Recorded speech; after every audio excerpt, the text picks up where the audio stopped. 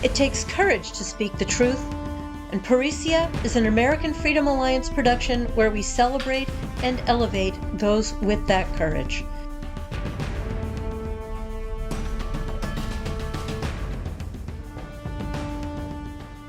It's been much too long that I've talked to my great friend Elisabeth Sabaditch-Wolf in a Parisia. We talk all the time, of course. Elisabeth was convicted of inciting hate in Austria, a conviction that was upheld in the European Court of Human Rights. So which is not an EU court, separate thing. So she's convicted of something that we take for granted here, free speech, although of course it's eroding.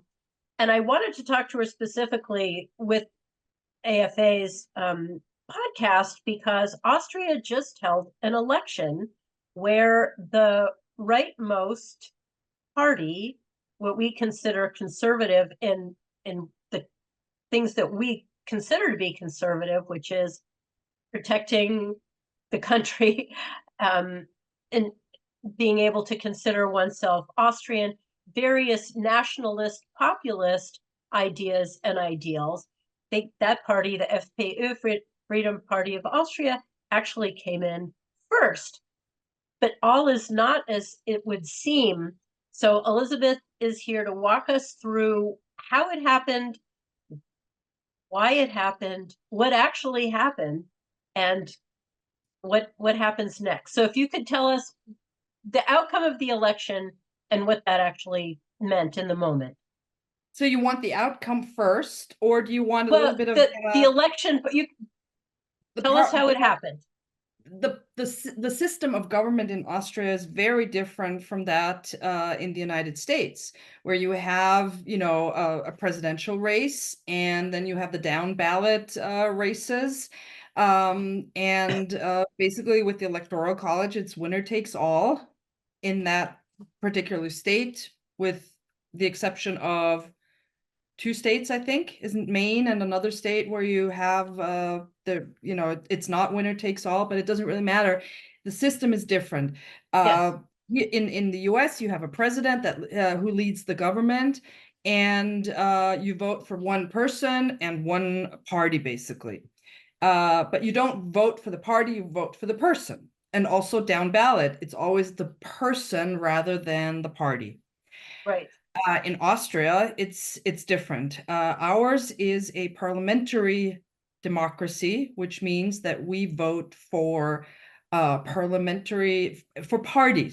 parties, which means these parties have to first, after the election, they have to have more than 5% of the vote in order to what? To actually be in parliament, to have take a seat seat in parliament. parliament. So you Yes. vote for the party. The party itself decides who will represent the party. Exactly. And then there's a list that they draw from proportionally. Exactly. Long list. I mean, when my family and I voted, we actually voted remotely this time because we weren't going to be where we usually are. So we had mail-in ballots, and it was, a very thick booklet of all the candidates for every single party, because you had lots of parties. Like there was a list Gaza on the ballot. Gaza? Which thankfully, yes. Goodness. Which thankfully only garnered, I don't know, 0.2% of the vote. I mean, not even the Muslims voted for Gaza. But they were there. So you need to have every single person that stands for parliament in this little booklet, and then you can make your decision of who you're going to vote for. And then, of course, you have the state lists, the provincial lists. Then you have, we also have these down ballot lists. But you're still not voting for a person. So the lists are really kind of irrelevant. They're drawn up by the parties. Right. So you don't get to say, I want this person from the list and not this person. Yes, I do. I do have a say, because there's a certain percentage. If a person X is, I don't know, position 50 on the list, And it's expected that the party will only get about 30 seats. So this person on position 50 is not going to make it into parliament. However, if this person is popular and has a very good campaign and gets a certain percentage of the total vote the party received, then this person will move up the list, even though he or she was on number 50. They could actually make it, depending on how many votes they got, personal votes, they can make it up to, even number 2, number 3. But I mean, that would be very But the extreme. party decides to move them up or not. No. In this case, no. This is So you do vote for the person then? You can, but it's not really a tradition here. You see, there's not a lot of these people who are very far down the ballot who make it up the ballot because they're getting so many personal votes from the people. So that's why I don't really mention it, because it's not really a big thing. For instance, the party leader of the Freedom Party is the guy who got the most personal votes of all candidates in Austria. So he got even more votes than the current chancellor. I think it was like 35,000 votes for the Freedom Party leader versus, I don't know, 25,000 or whatever. But it was a good chunk more than the chancellor. So it doesn't really make a difference to him personally, because he's already number 1 on the list. It was just people showing support that they want Mr. Kickl to be the new chancellor. But of course, it didn't really have an impact. Our friend Susanne Fürst, for instance, got 8,600 personal votes from all over Austria, which also didn't make much of a difference, other than show support that she's doing a good job in parliament, because she's already number 2 on the list. See? So it's only interesting for people, for potential members of parliament, if they're down ballot and they really want to make an effort to be in parliament. Lots of them didn't make it. Actually, quite it was a very low number of people who actually made it into parliament. So anyway, so basically what we vote for is first the party. And even if we don't decide on anyone down ballot, it's still the party that counts. Okay. So to just give you an idea of the history of parliamentary elections in Austria, up until I would say 1990s, there were 2 major parties, the Social Democrats and the Christian Democrats. Actually, the Christian Democrats, conservative, very Christian, of course, as you can tell in the name, and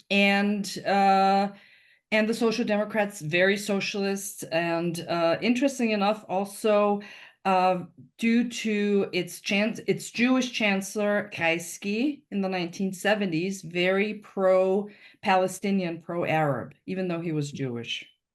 Wow. So the Republic was actually divided between everything. Everything was divided by 2. Half went to half of the positions, the jobs went to the Social Democrats, and the other half went to the Christian Democrats.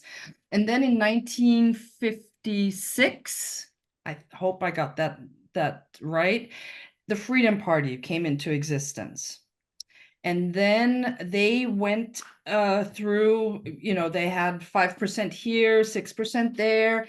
And then in the 1970s, the Social Democrats needed someone for a minority government, and they chose the Freedom Party to support the minority government of the Social Democrats.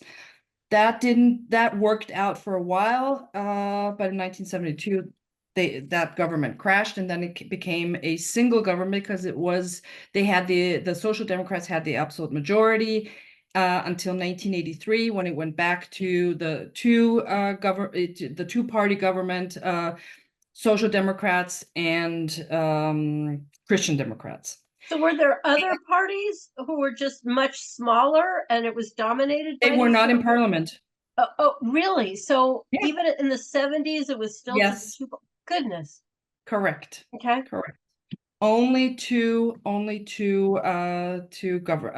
parties, and then of course with the FPÖ, the third one, and then in Yes. the late I think late 80s, early 90s, maybe we had the Greens started to appear.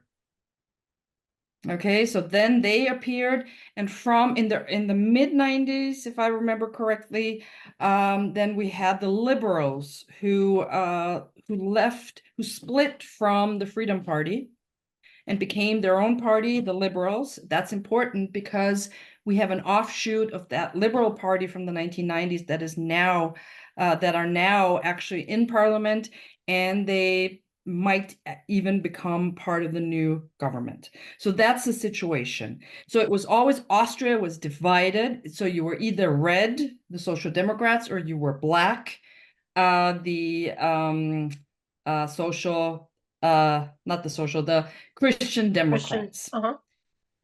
And then came 1999. And in 1999, the election result was so close that for the first time it was the Social Democrats in front and the Freedom Party in number 2, and only 450 votes behind them were the Christian Democrats in number 3 position for the first time in the Second Republic after 1945. So, I mean, it was like topsy-turvy in Austrian politics, unheard of, never happened before. And to make a long story short, this is the first time in 1999 that there was a government that was not between the Socialists and the Christian Democrats, but between the Christian Democrats and the Freedom Party. That also was during the time when the Treaty of Amsterdam, or was it Maastricht? I think Amsterdam, of the European Union came into effect, which dramatically changed. And you also have to understand that the European Union was not pleased with the Freedom Party joining the government. So there were sanctions from the European Union. It is more Union. nationalist rather than Yes. supranational. And they did not like that at all. So you had the European Union going far left because you had all the anti-discrimination laws that came into effect. And then you had this nationalist right-wing partner in government, and that was a disaster. So the government between the Christian Democrats and the Freedom Party, they survived the sanctions and then crashed because of internal problems of the Freedom Party. So then the government went back, after snap elections, governments went back to red and black, so proportion again. Everything was normal according to the powers that be. And still, the Freedom Party rose in the polls. They were up and down, but the tendency was always more up than down. And then Heinz-Christian Strache took over the party in 2005 and really led the party on a very pro-Austrian, or anti-immigration course. They already knew back then, not least thanks to me, that Islamic immigration would be a problem. And it culminated for me personally that in 2010 I was able to accompany Heinz-Christian Strache to Israel on an official visit with other European right-wing parties. And I can say that I was partly instrumental in getting the party to be more pro-Israel than it ever was before.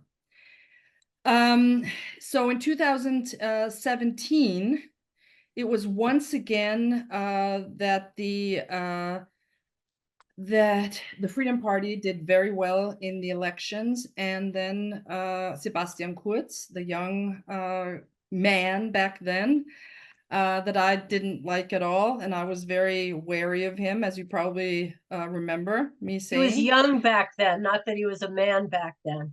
He was very young, and yeah. And I didn't believe that someone so young could be old enough actually to and wise enough. It's not so much old, but it's wisdom that you just don't have when you're 23 or 24. But he formed a coalition government with Heinz Christian Strache of the Freedom Party. So it was once again not the normal red-black proportionate, proportional government, but we had the third party, and of course they were hated by everyone but the people. You see? Now you had the vocal left that demonstrated every Thursday, but you also had the people that recognized that this was a really good government with, I didn't personally think it was exactly what I wanted, especially when it came to immigration and knowledge of Islam. But I suppose it was the best that we could get at the time. So what you have to understand is here in Austria, about politics in Austria is the proportional, the division, the separation, the division of Austrian politics between right wing and more moderate centrist. And then you have this third party that's always been sort of the outsider. We don't really want them, and they're nationalist. And then came the Greens that accused the Freedom Party of being Nazi, and the right-wing extremist narrative came, and all of that. But also in 2019, yes, May 2019, there was this video that appeared of, if you remember. I do. Totally crazy video of Heinz Christian Strache, the leader of the Freedom Party and Vice Chancellor of Austria, showing him in, I would say, in a more than compromising position, pretty drunk, talking about things that probably one wouldn't talk about. It was just, he was drunk, okay? But of course, this was construed by the left as this terrible, he's corrupt, and the Freedom Party is a corrupt party, and they want to sell out Austria, and it wasn't, of course, it was totally false. But of course, people want to believe what they want to believe. We all know that. And so Sebastian Kurz made one of the most tragic mistakes. He actually called for snap elections. It wasn't enough for him that Heinz Christian Strache resigned. No.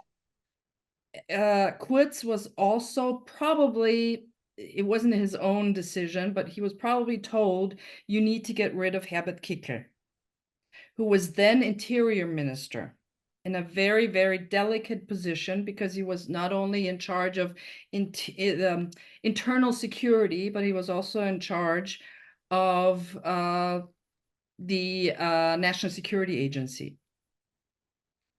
And the powers that be did not like that. The powers that be, not of that party, but of other parties? There was, it's still out in the open who was actually behind it. I would argue, and a lot of people would argue, that the Austrian president was behind it. The Austrian president has a very important position in government negotiations, coalition negotiations, as I will tell you in a few minutes. So he's the one who hates the Freedom Party, because the Greens are the natural enemies of the Freedom Party, because it's like, black and white. I mean, we all know that they're totalitarian. That's the word. That's really what they want. They want to control us using climate change And that's what's playing out in Austria and what has been playing out for the past 5 years. Which to is our UN, detriment. which is World Economic Forum. Correct. Everything to do with the Correct. green agenda is driven from Yes. above. The minister of natural resources, climate minister, ran around with her sustainable goal pin. So we knew exactly what was going on. So, but anyway, so that was a disaster because Sebastian Kurz need not have called for snap elections. And he now knows that it was a huge mistake. So what And does those, it mean, a snap election? This is not well, something you we're know, familiar usually with. we have elections every 5 years. But of course, if the government decides to disband the parliament, then there's automatically new, elections. It's not like in the United States where it's Right. every 4 years, always the the first Tuesday after the second Monday in November or something like First that. Tuesday after the first Monday. After the first Monday. Thank you. So it's always the same day, always, always, always. And there's always a reason why it has to be the Tuesday, because it's a long list of why it's Tuesday and not Monday and not Sunday and not Saturday. So That's in the but Constitution, but yeah. yeah, but there's a reason why they picked the Tuesday Yes. and not Monday. Because I know that. I studied that. I You learned that. studied that Of course I in did. Chicago. Yep, of all places. So in Austria, it's always a Sunday, but it's not always the same Sunday, and it's not always every 5 years as decided. It's not in the Constitution. I think it's a different law, because it used to be 4 years and now it's 5 years. So so the snap elections, of course, completely obliterated the Freedom Party, completely obliterated them. And in the snap election, it's for all the parliamentary Exactly. seats. Yeah. Not like in the US, only part. Yeah. No, it's The whole everything. shebang. The whole 180. Parliament's been dissolved. We're starting fresh. Exactly. Yeah. Exactly. So in 2019, the Freedom Party had 16 or 17%. They were down from, I think, 26% to 17%. So they really, they tanked. And that's percent of the vote, which translates to percent of the seats in parliament. Yeah, kind of. There's a different Close kind enough. of math there, but basically, yes. ÖVP, the Christian Democrats picked up all of the Freedom Party votes. So they went from 26% to 37 or 38%. So they were the huge winner. And then, of course, Sebastian Kurz made the cardinal mistake that really puts us in this dire situation that we are in right now. And I'm really saying dire economic and social situation. That he did not, even though the Freedom Party said we would like to be in another government with you, even though we're smaller and we'll give it to you cheaper. You don't have to give us as many ministerial positions as you did last time. We would really like to continue working together, but no, of course not. No, we don't want that. And he made the huge mistake of, and for him, of course, the cheaper coalition was to go together with the Greens. With the Greens. Rather than with the Social Democrats. Because there was a lot of personal animosity between Sebastian Kurz and the leader of the Social Democrats. Not unlike today when, with Mr. Nehammer, who is the chancellor of the current Christian Democrats, and Mr. Kickler, the leader of the Freedom Party. They personally cannot stand each other. It's real. It's like physical hatred. Yeah. Which is one of the reasons why we are in the situation that we are right now. So But anyway, if I recall just quickly, yes, and they were negotiating that coalition. The terms of it were terrifying to you, if I recall. yes, Things you're about right. speech about Yes. identifying with groups Mhm. that could be problematic. It was all very vague, but if Yes, and you the could be right-wing extremism was in there. We have to combat that, but not a word about left-wing extremism. No definitions. There's still no definition about of right-wing right. no legal definition. Of course, it can be anything you want, and anything that you don't like is, of course, right-wing extremism. And yes, I mean the coalition agreement was truly terrifying. And I can tell you now that after 5 years of this government, if you think it's bad in Germany, in Austria, the situation is at least as bad, if not worse, economically. Of course, now we have all these taxes on, the air taxes, the carbon taxes, of course. I mean, I call it just air tax, of course. Yeah. That was added to the gas price. And I mean, I'm not I was never an economic major. I have no clue about economics, but I mean, basic common sense tells you Right. that if prices of gas rises, then of course inflation rises, because our economies are based on cheap gas, cheap oil, cheap electricity, cheap utilities, everything. And they were in place during COVID, which They is, they were actually put aside during COVID because, oh, of course, situation was I mean, terrifying during. the government was in place.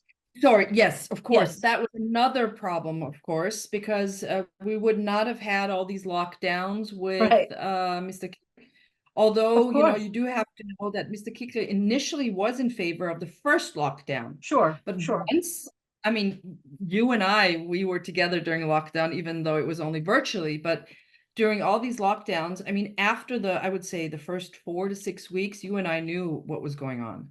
Right. The first two were okay. We saw what was going on in China and Italy, certainly, but Yeah. in about 11, 14 days, we totally got It it. And then, became pretty clear yes. pretty soon that there was nothing going on. It was a bad flu, and well, we don't even have to get into it. Right. But then Of also course, you were looking at energy shortages, yes, we right? had So this is energy all shortages. under that We same had regime. It was, yes, all the same regime. And of course, totalitarians do what totalitarians do. They want to lock you down. And Right. the tragedy here is it need not have happened, because the Christian Democrats aren't really a totalitarian party, but because they call themselves centrist. And I'm getting kind of allergic to this centrist position, because it's actually Yeah. nothing. Why don't you just take a position? Okay, where are you when you're a center? And it always depends, where is the center? Okay, the center has moved, it has shifted. Of course. So what was once the center in the 1990s, where I stood when I was still working for for the Christian Democrats, while I have not changed, the Christian Democrats have completely moved to the left. How do I know that? Because they are the ones who, because they have been continuously in power for almost 40 years, they are the ones who enabled same-sex marriage, the Right. whole Right. anti-discrimination laws that came from the European Union that they could have prevented. I mean, everything bad that has happened on I mean, same-sex marriage is it just encompasses everything, all the craziness, all the LGBTQ stuff. And abortion has always, since the early 1970s, has been allowed. But this is But all also from the UN. It's also World Economic Forum. All of these policies are not native born in the correct. lovely And then towns of But Austria. they enabled it. Yes. Okay. They could have said, no, we don't want that. And because, of course, they always had the socialists in a coalition, the socialists pushed them. And the same thing goes with the Greens. I mean, all the bad things that happened, all the tragedies, with taking away free speech and freedom in general, is because the the party that isn't really naturally totalitarian became totalitarian. Right. And again, the perfect example here is I didn't change. It's the Christian The Democrats party that left me. Right. the So what party left happened at your me. last election? So the last election, well, thank God the 5 years of a nightmare election, nightmare government was over. It really was unbelievable that they lasted for 5 years, although I knew they would because, power, Yeah. if you want to stay in power and you feel powerful, you'll sell your mom and dad to the devil in order to stay in power. And that's what the Christian Democrats did, and that's disgusting. So anyway, because the coalition government was so unpopular, for the past, I would say 2.5 years, the Freedom Party rose in the polls. At some point they were 30%, and then sometimes they went down to 26, 27%, but without fail, and throughout all the polls from all the polling institutions, polling, the private polling, whatever you're calling that, the polls.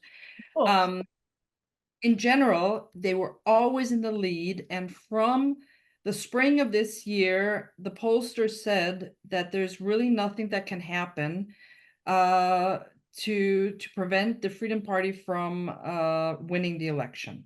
So already from spring, we knew from leaks in the press that there were talks behind the scenes between the Freedom Party, between the Social Democrats, the Christian Democrats, and the Liberals. So there's a new. Yeah. sorry. I know. That's okay. I love it. And then, of course, there's this new party that I haven't mentioned yet. That was when did they come onto the scene? 2012, 2013, the Neos. And the Neos are very liberal. Interestingly, they're very liberal when it comes to social policies. They're very much into LGBTQ. They're also very much pro United States of Europe. And they're Oh very my. pro NATO, which, as we discussed previously, the Austrian people are not pro NATO. They are pro neutrality, as Yes. Austria has been since 1955, since it gained its independence, exactly on October 25th, 1955, because tomorrow, October 26th, is the day that we celebrate our independence, and it's our 4th of July tomorrow. So Independence from the occupation. Correct. The last occupying soldier left Austrian soil on October 25th, and on October 26th, Austria declared its neutrality forever. There's no discussion about it. And the Neos, of course, are trying to change that, and they want Austria to become part of NATO. Neos is a fringe party, just as the Greens are. And they've always received about 6, 7, 8% of the vote. And in this election, they received 9.1% of the vote, which is 1.04% more than in 2019. So anyway, let's go back to the spring. So we already knew in the spring, because documents were leaked, that these three parties were already planning for a coalition, because they knew that according to the polls, we would not be able to have a two-party government excluding the Freedom Party. So they needed a third partner, and because the Greens were so horrible in government, it was going to be the Neos. So they have been talking since the spring. Now, fast forward to election night. That was September 29th. A huge victory, as indicated in the polls, for the Austrian Freedom Party. For the first time in Austrian history since 1945, in the so-called Second Republic, the Freedom Party won the general elections. and they got 28.8% of the vote, which is 12.64% percentage points more than in 2019. So Tremendous. huge, massive, massive gains. The Freedom Party lost 11.2% percentage of the points of the vote. They're down to 26.2%. So for the first time, it's So which party lost? The Christian Democrats. Christian Democrats. Yeah. Which translates into the people telling the Christian Democrats, "You're out. You did a lousy job. That's We don't a want you huge anymore." loss. Yeah. Exactly. So the Social Democrats, even though they have a new Marxist leader, got only 21% of the vote, which is basically the same as in 2019. So no movement at all, which is embarrassing. The Greens lost 5.6%. We love because, the Austrians don't want totalitarianism. In essence, what they want is to be left alone. So your party came in, FPÖ came in ahead, you surged forward. Yes. One would think that would translate to power in the parliament, to taking the presidency. Yes. That's not how. So let me explain to you how the government is formed in Austria. Whoever, it doesn't matter who it is, whoever gets the majority of seats in parliament, which means 92 plus, a minimum of 92 seats, can form a government. So you need 92 seats plus. Of course, you don't want 92, because if there's a vote on the floor and somebody's somebody's sick at home, or somebody had to go to the toilet or whatever, you're going to lose the vote, and that means it's over for the government. So the current situation is, ÖVP has 51 seats. The Social Democrats has 41 seats. That translates into 92 seats, which is the bare minimum, which is not enough basically to form a viable coalition, because you need a third partner. Because, like I said, if one is homesick, one I don't know, missed the bus or whatever, you're gonna lose. So you didn't get the 92. No, we got 57. The FPÖ got 57 seats, and if you add 57 seats of the Freedom Party to the 51 seats of the Christian Democrats, you have a very stable government. So FPÖ came in first. Yes. But can't take control of the government until somehow it gets to the 92. Exactly. So that's where the president comes in, the Austrian president. The Austrian president has an important position in Austrian political, in the Austrian realpolitik, actually, in this case. Okay, it doesn't say anything about it in the constitution, but it's just political practice. So whoever forms a stable majority of 92 plus seats will then be asked by it has been until 2 weeks ago political practice that the winner of the election is asked or tasked by the Austrian president to start negotiations to form a new government. Mm-hmm. Now, the Austrian president has already said prior to the elections, I will never ask the Freedom Party to form a government. Now, as I recall, the president of Austria, that a person who rises to that position, is asked, and it is custom, to put party politics aside and act in a nonpartisan way. This doesn't sound very nonpartisan. Exactly, because he's never been nonpartisan. He is the first president the in left, the history of the second. Yeah, he's still a Green through and through. Yeah. He, even though he's, it's all talk and no walk. When he was elected, he, both times he said, well, I'm going to be a president for everyone. Like, we hear that in the US as well. You know, remember Biden's inaugural speech? I mean, yeah, right. Obama But in too. Austria, It's just utter but in this. Austria, as opposed to the United States, where President Biden can still officially be, and he still always will be, a Democrat.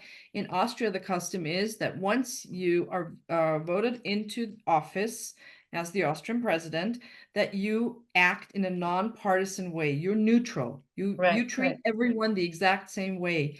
And unfortunately, at this historical juncture, um, and it's really detrimental for the Austrian people that we have a president who is not, who is actually very partisan in a way that every party but the Freedom Party is okay in his book. Right. And we see a little of this here, not exactly the same, but the idea that here it's, if Trump is Hitler, then it's your duty to do everything possible Correct. to keep him from rising to this position.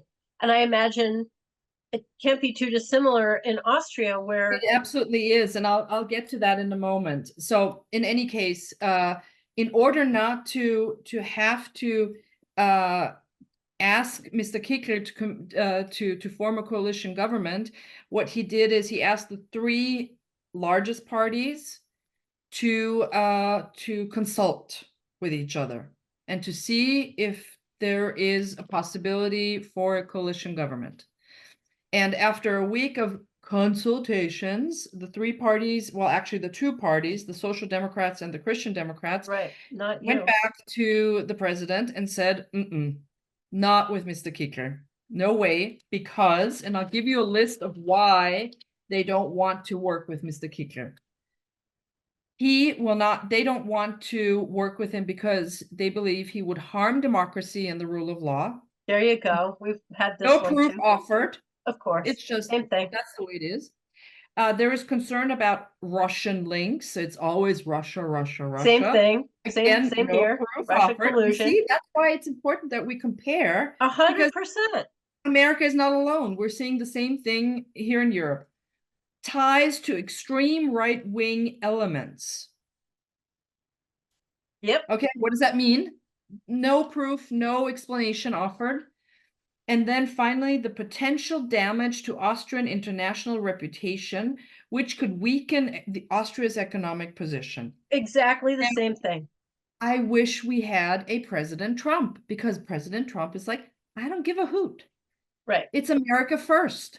And I would like to have a president who says America first. I don't care what everybody else in the world says about Austria. We are indebted and to the Austrian people. They voted for us to work hard for the Austrian people. So is Kiko doing this or not? Well, Kikl is doing that. For him, it's Austria very first. good. Yeah. Kikl is always Austria first.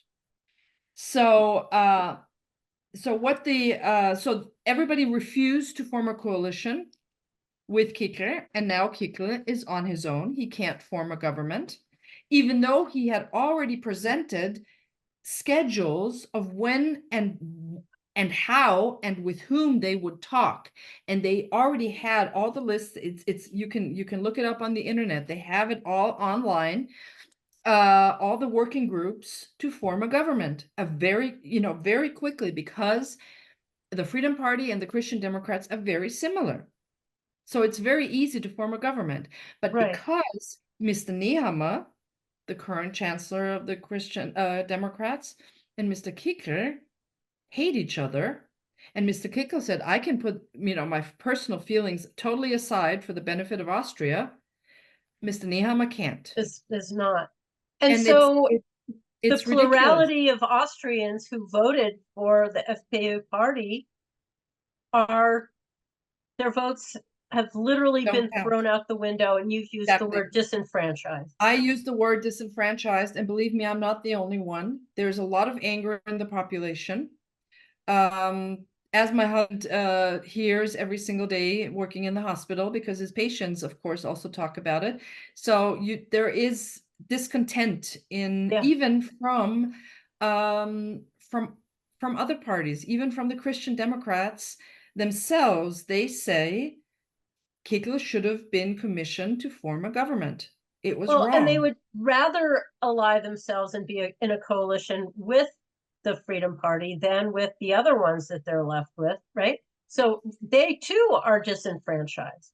Correct. And also remember one thing, just because the Austrian president this week commissioned Mr. Nehammer to form a government with the socialists, actually Marxists, doesn't mean that we will actually have a government. Because if you look at the two-party programs, they are totally, utterly incompatible.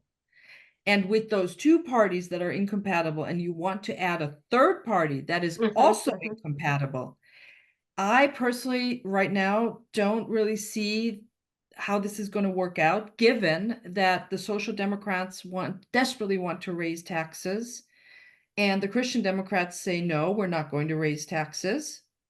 So I don't know how that is going to, on the other hand, look what happened 5 years ago. Nobody ever thought that two dissimilar parties like the Christian Democrats and the Greens could ever work together. And it worked out. So which So is the third party? The Greens or the it is the liberals. Neos, I was going to say. So the Yes. new party be brought in Yes. then. And then, of course, you have the Neos who also say we want the United States of Europe, plus we want NATO. You want to be part of NATO, right? Which Austria And does not.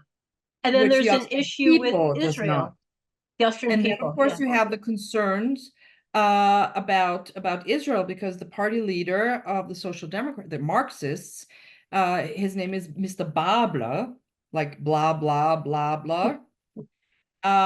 He actually calls himself a Marxist, so he is a Marxist. And as such, he holds very extreme pro-Palestinian positions. Of course, given that he's going to be might be part of a new government, he's scaled them back. However, of course, everybody knows he is pro-Palestinian, as Marxists are. If you're a Marxist, you will be pro-Palestinian rather than, pro-Israel. More likely, I would say. So, and the Social Democrats have always held a tradition of pro-Arab neutrality. So, especially in the 1970s, the socialist chancellor, himself Jewish, was very pro-Palestinian and supported the Palestinian cause. He was actually friends with Yasser Arafat. Oh my. Oh yeah. Didn't you say there's a Gaza party? And then there's also, of course, a newly formed Gaza party that was on the ballots for this election, but fortunately only got I don't know 0.2% of the vote or something like that. But we also had the Communist Party on the ballots. Right. And there was fear that the communists would actually make it into parliament by getting more than 4% of the vote. Well, look at thank God they us. did. We draw these. We've got our Communist Party in charge right now. Yeah, so you do. Although they don't call themselves the Communist they Party. do not. But boy, are they. Our Communist Party calls itself the Communist Party of Austria. And they make no secret of where they stand. But, thank God they didn't make it into parliament. So the situation right now is today, this afternoon, the first talks began. They last for about 4 hours. We don't know where this is going to lead. It could be very fast. We could have a government within, I don't know, a month, 2 months. There are others who think it's going to last until at least February, until we have a government. And also remember that the Freedom Party has again surged in the polls. Yesterday's polls had the Freedom Party at 33%. Whoa. People are pissed off. And remember also one thing, that if the coalition talks fail, there's only two options. Either the Christian Democrats decide they will work together with the Freedom Party, or there will be elections. And then, of course, all bets are off where the Freedom Party will be in those elections. because it's going to be, you know, definitely more than 30%. And then, of course, they will have to work with the Freedom Party. Add to that mix also that there will be elections, provincial elections in the province of Steiermark, which you know very well because Schladming is in Steiermark. And Steiermark is that the biggest or the second? Is it the largest province or the second largest province? I should know, but I don't. I But should it's know, and either I one of the don't. two. And right now there is a coalition government between the the Christian Democrats and the Social Democrats.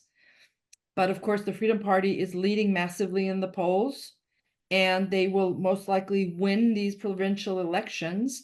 And then again, all bets are off, because if the Freedom Party wins and the Christian Democrats lose massively, it's going to impact the position of Mr. Nehammer in Vienna and his trying to form a government.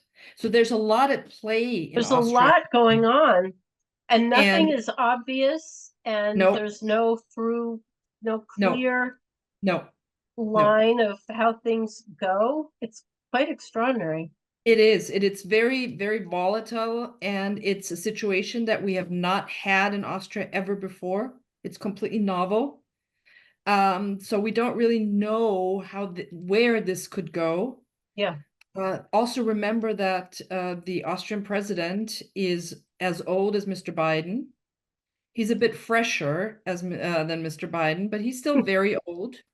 So if you add that to the mix, and you know, he could keel over any moment and just pass away or be incapacitated, and then all bets are off, because as I alluded to you 2 days ago, that we should talk today rather than 2 days ago. Yesterday, Yes. the parliament had its first session. And the parliament's first session always means the new members of all of the new members of parliament have to vote for the president of parliament and his two deputies. And by tradition, not by law, but by tradition, it's always the winner of the election, the party with the most votes, that will get the president of the parliament, which is number 2 in he's actually number 2 after the Austrian president. We don't have an official vice president, you see, like in the US. This is president of the parliament, is the President de of facto the VP. parliament Yep. is number 2 in the protocol. So if the Austrian president were to be incapacitated by any sort of reason, it would actually be the president of the parliament who would be stepping So in. who did they elect? Doesn't sound like an This- FPÖ guy, does it? It had to be an FPÖ guy, It did, okay. and a very good one too. But it was difficult because he only got 100 votes out of 183. But that was enough. It was the majority. Majority, yeah. And the Greens actually did not vote for him. They refused because they said he was a Nazi. And yeah, I mean, totally crazy.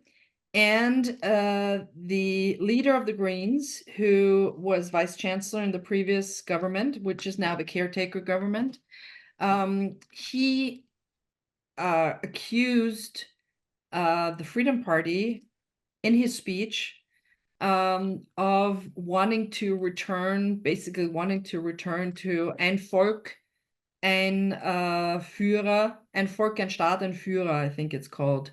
So, you know, that the Nazis always The said. Nazi slogan, yeah. The Nazi slogans.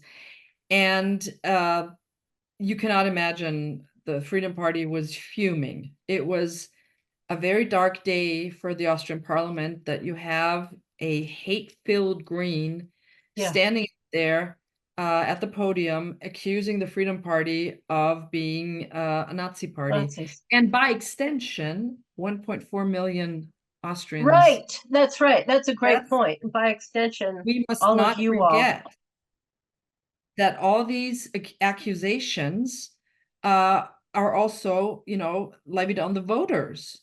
Same here. I mean, it's Yeah. it's exactly the same. The We're all parallels are Nazis standing, if aren't we they? like Trump, right? Yeah.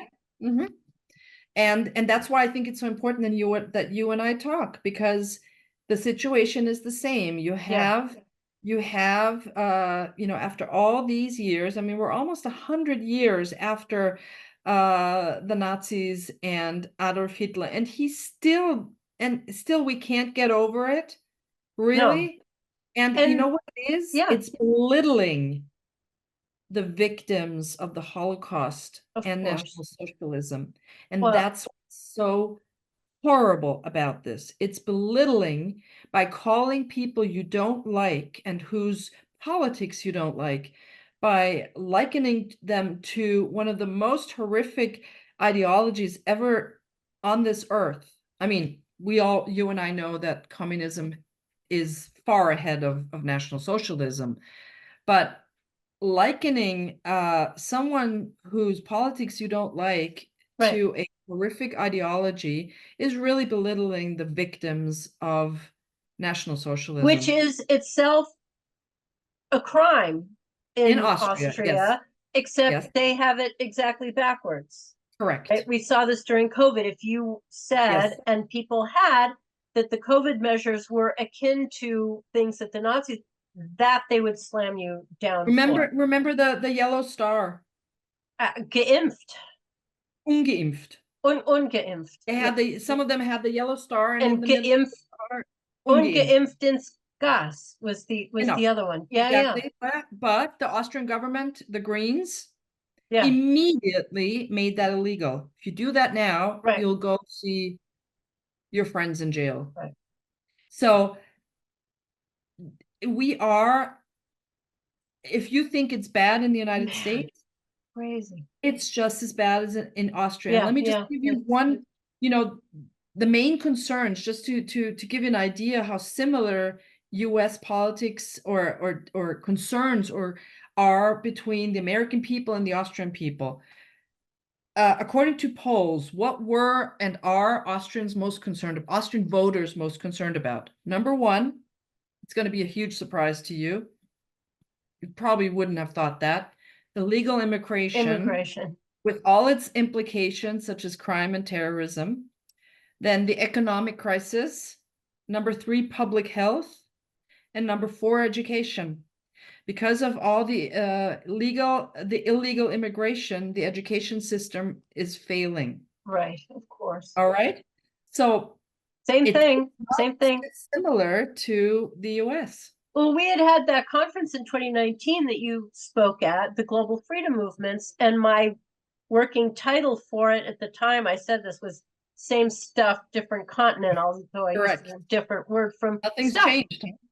But nothing has changed.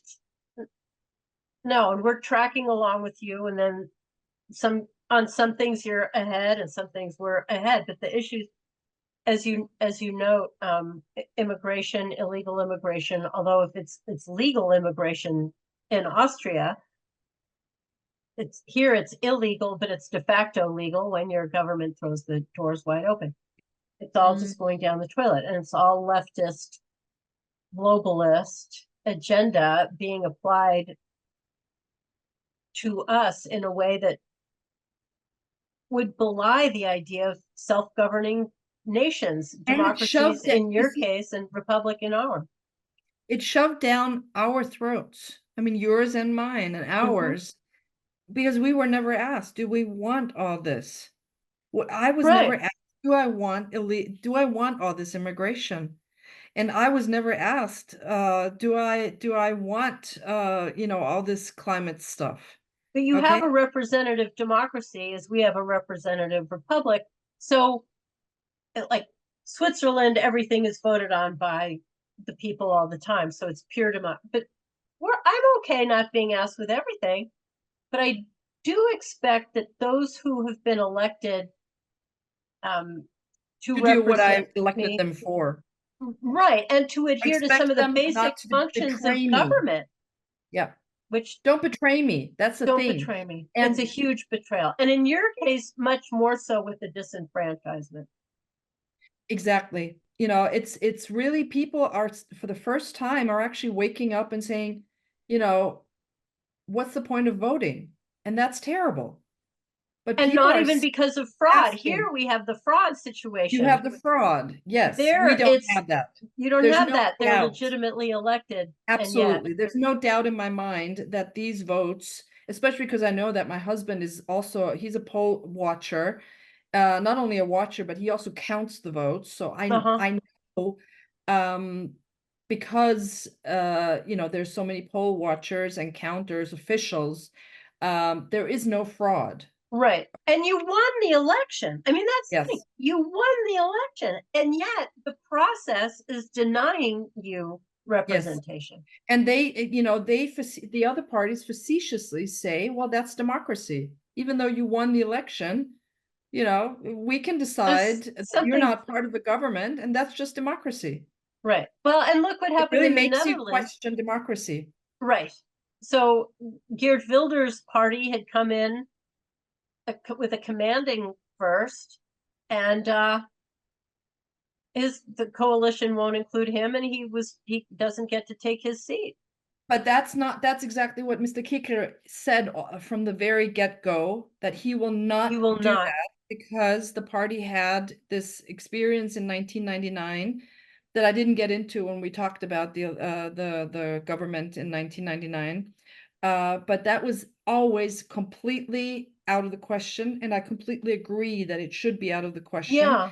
So other parties don't get to dictate the party leaders.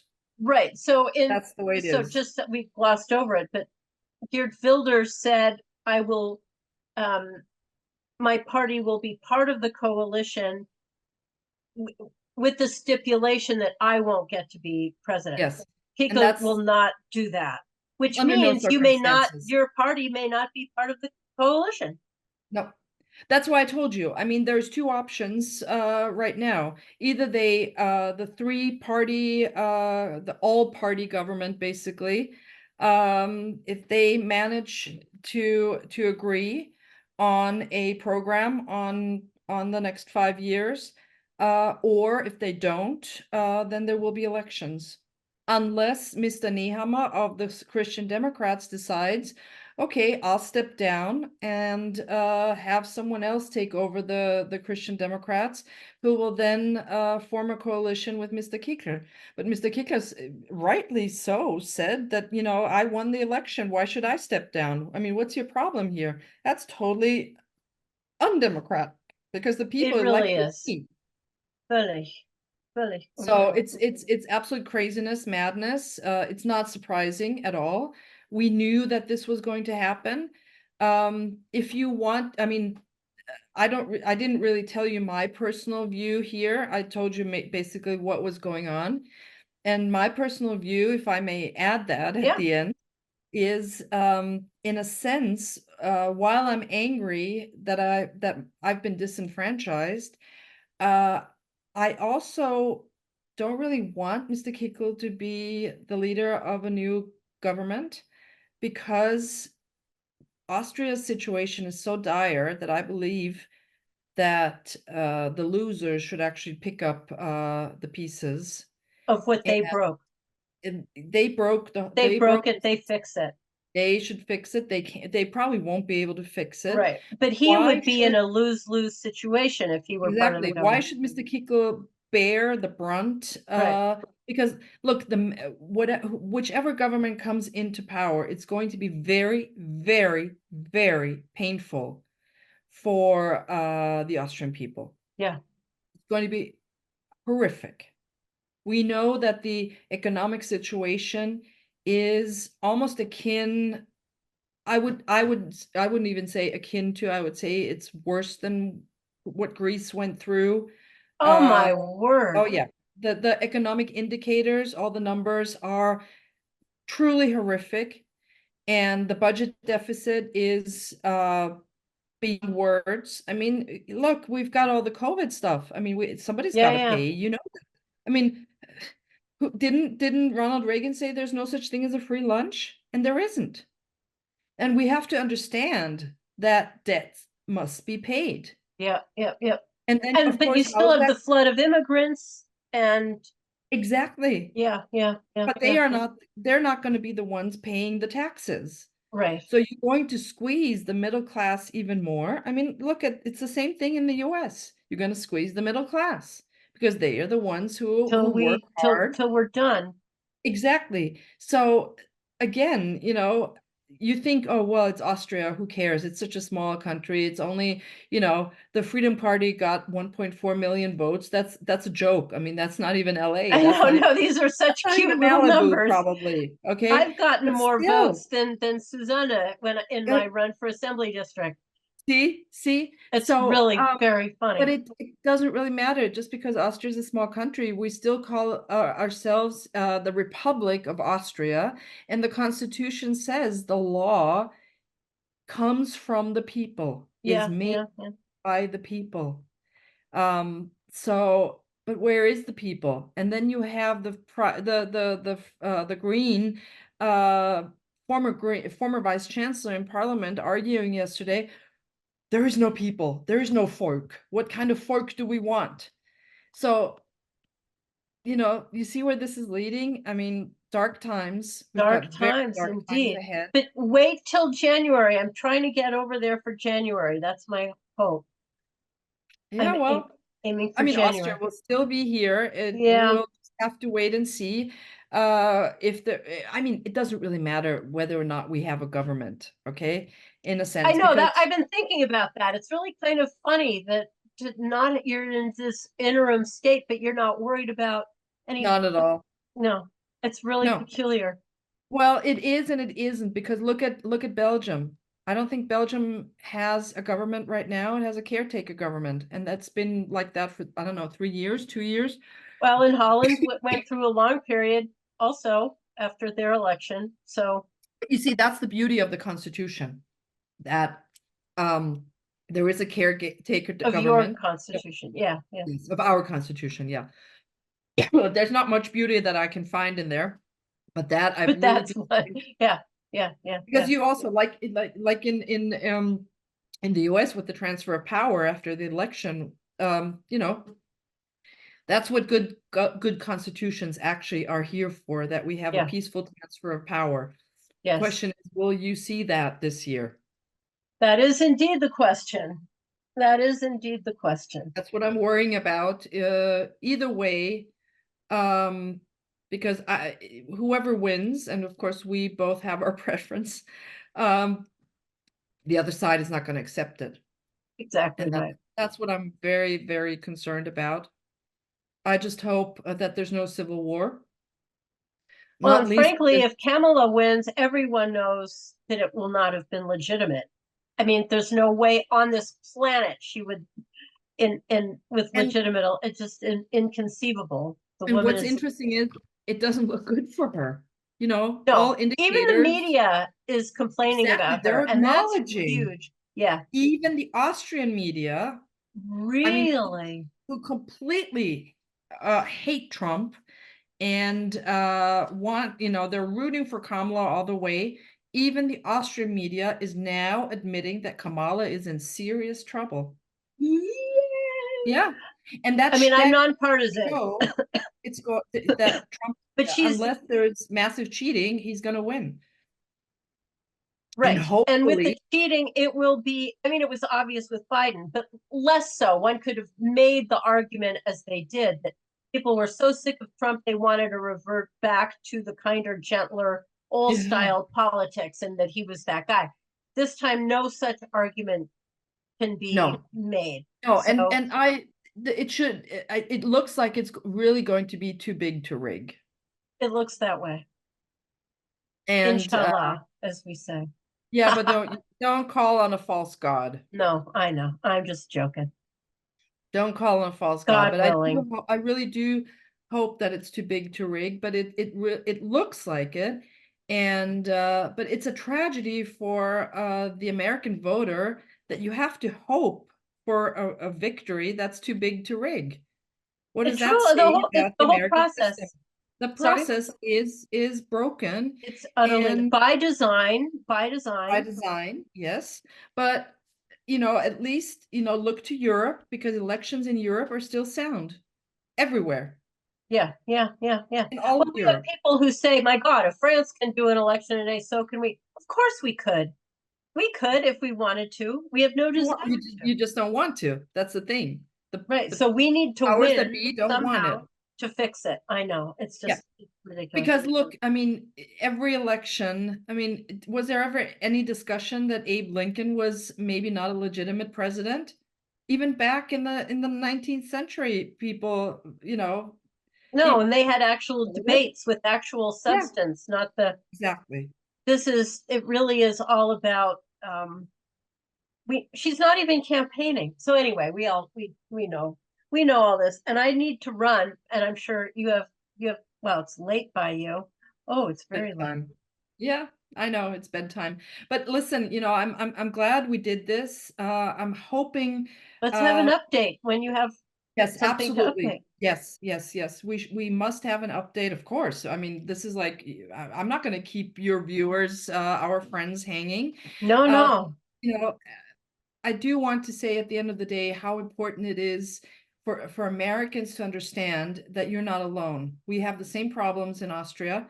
The only difference being that our elections are really sound, and Yeah. that I am concerned about my vote not having been counted.